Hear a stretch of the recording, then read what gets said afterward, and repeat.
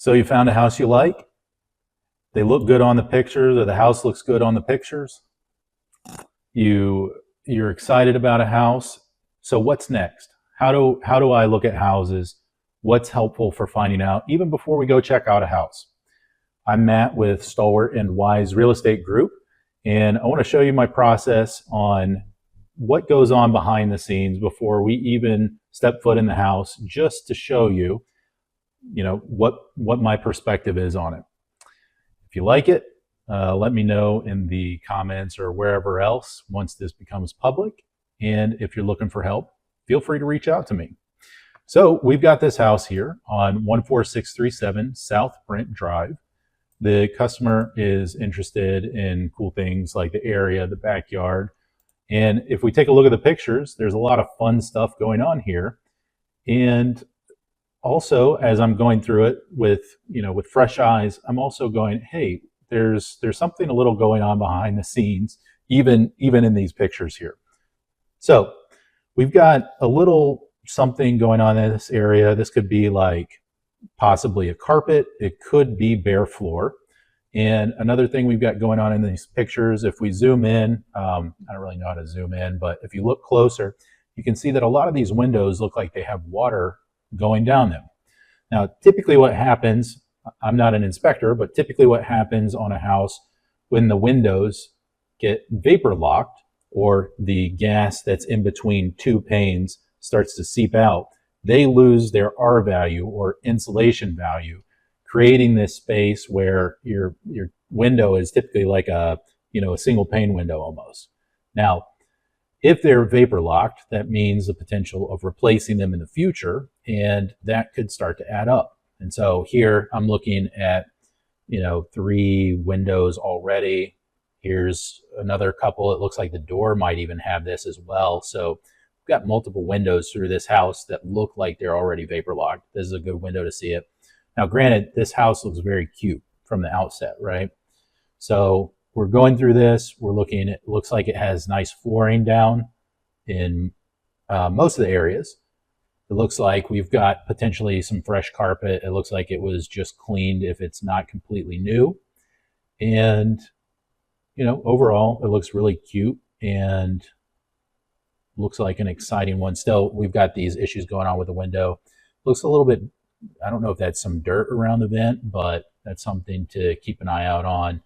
We've got some, looks like fresh paint around this light as well. So something that we might want to take a closer look at. So that could be, hey, what's going on upstairs in the roof, right? So just from the pictures, we're seeing vapor lock, potential roof issues. This neighborhood, I love this neighborhood. This is over here in an area called Winfield in Huntersville, North Carolina, right next to some great shopping. And actually, if we're looking at this roof right here, it looks like the roof has some age on it. So we want to find out, hey, what's the age of the roof? It's stained looking, not necessarily a bad thing. We got some leaves on it, not necessarily a bad thing. And actually, this vent looks pretty dirty right here. This carpet on the stairs looks kind of, I believe it's called shag carpet, and it looks kind of matted here. Now, we might go out and look at it and it'll all be fine, but these are kind of the little red flags I'm looking at just from an investment perspective. So if we go through and we click on the disclosures, actually we want to do a map view first. We say, hey, what's this area? We already know it's Winfield. Love this neighborhood. I've actually been to the pool here with some friends. The HOA in it is $1,000 a year. And I believe this is Torrance Elementary School right here. So that's really close. One fun fact, I was helping another client in this area buy a house, and they actually found out that Hopewell High, I'm not sure if this is Hopewell, they found that there were higher instances of ocular melanoma associated with students at Hopewell High, and that can be found in the news. I don't have the source material for that right now, but just a little thing in the back of my head popped off for this area. Outside of that, again, you've got great shopping area, some nice restaurants, and here's a shout out to Duck's Donuts. I do like their donuts. So let's dig a little further on the property. So this house is listed at for 489.9 right here, and it was built in 1990. So before we even look at price per square foot or any of that kind of stuff, we want to go, what's going on with the rest of the house? They have some good disclosures here. We've got the property disclosure, which we want to take a look at, and we've got some material facts. So it says back on the market. If we look at the history of it, this house has been on the market collectively for 210 days. If we look at the history shows that, this is in 24, so this was when it went on the market. They listed it at the price of $619. And it sat on the market for all this time, and they've done consecutive price drops. So after, about 150-ish days, or 125 days, it went under contract. I actually did call the agent, and he told me that when it went under contract, they found a lot of issues with the home inspection. So, been under contract twice, came back on the market. So what the heck is going on with this house? What's the deal, right?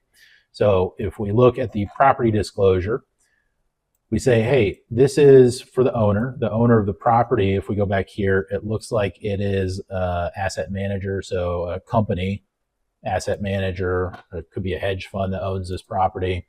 They've owned this, probably rented it out. I can't know that for sure. But this says, hey, this is what we know is going on with the property. And at a quick glance, the first thing I'm seeing is a bunch of red flags. There's no information filled out here. Typically it says, hey, we acquired it on this date. Now we can go find that out, but this has questions like, hey, are there any structural additions? When was the roof put on? Are there any leaks? And we have three choices. We have yes, no, or maybe, or not. I'm sorry, not maybe. That's habit, force of habit. So no representation. So if we do know there's something going on, we mark yes, and we have a space right here to put why we think that's going on if we're selling a house. If we don't know that something going on and there's no reasonable way for us to suspect that something is going on, then we mark no. Like if there's a pipe in the wall and it's leaking, but we haven't opened that wall, we can't see that there's a leak. Even if we put no, for pretend if we live there, we have no reasonable cause for belief that that is leaking. We put no, we're still okay, right? If we do know, that's called a material fact, and we either put yes or no representation. No representation means, hey, we may know something's going on, but we're not going to tell you about it. So what this says here is there's a bunch of little red flags, and since it's being sold out of a company, that could mean that, hey, we just haven't lived here. We don't know what's going on with the house, and we're telling you. Or we know a lot's going on with the house, and we're not telling you anyways, right? We don't want to be held liable for anything that we say. So here's the floor plan. It's got a nice looking floor plan. It's got some good square footage on it in a fun neighborhood. And so what were the material facts that we had listed? It was right here. What were the material facts when it came back on the market? So when we dig a little deeper, we actually have this nice document put on by the listing agent. This is very helpful. So we had some suspicions about the roof shingles, and he's saying something about the deck here, this agent is. I don't see, okay, we have the window frames here, so it looks like there's issues there. And it looks like most of the major systems on this house have some kind of issue going on. And what that means is you need to put a little TLC into this house once you buy it. What that also means is if it is listed at $489, if you need to go put a roof on it and that roof costs 15 grand, your actual cost of that house is going to go up by 15 grand, even if you get this at a little bit cheaper of a price. So digging deeper says the roof is in poor condition. We've got pitting. That means that there could be, and I'm not an inspector, but there's like dents in the shingle, heavy granular loss. They're probably, based on what he's saying, they're at the end of their life, and there is visible water damage to the roof sheathing at the front of the attic on the third floor. That could be also why we saw some paint around that light in the picture. We don't know. You definitely need an inspector on this kind of a house. An inspector for this kind of house could run you $400 or $500 in addition to, other inspections that you might want to do. It's on a crawl space. So one issue that I'm already seeing here is that moisture levels metered at 14.2 at the time of inspection. So you start to get into trouble when you're around 18-ish%, just based on what I've seen with past inspections. They must exceed 20% in order for organic growth to form. Now, I have a crawl space, and I know that my crawl space is not at 20% moisture, and it doesn't ever peak to that, but I know that the moisture level is a little high, and we're getting ready to treat that now, and it's around the 12 or 13%. If you're around 8, that's like really super dry. Once you get up in this area, that's like a medium moisture content.